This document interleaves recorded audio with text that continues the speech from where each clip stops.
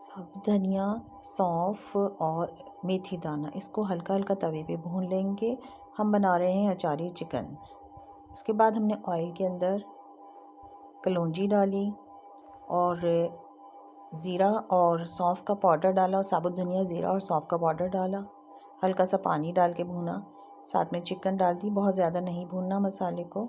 नमक डाला, हल्का सा इसको मिक्स कर लिया।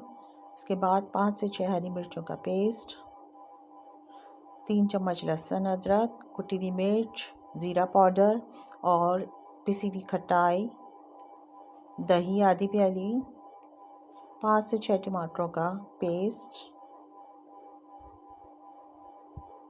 थोड़ा सा paprika powder for colour, chaat masala half tea spoon, सबको डाल के मिक्स करके ढक के रख दिया पकने के लिए।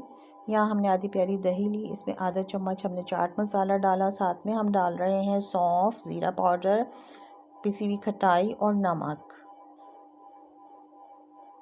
हरी मिर्चों को हमने ये मसाला जो बनाया इसके अंदर हमने 2 अदद लीमू निचोड़ लिए और अच्छे तरीके से मिक्स कर लिया इस मसाले को दही के अंदर डाल के।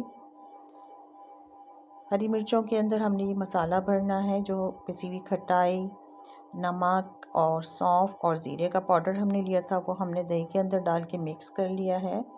और हम ये मसाला मिर्चों में भरेंगे।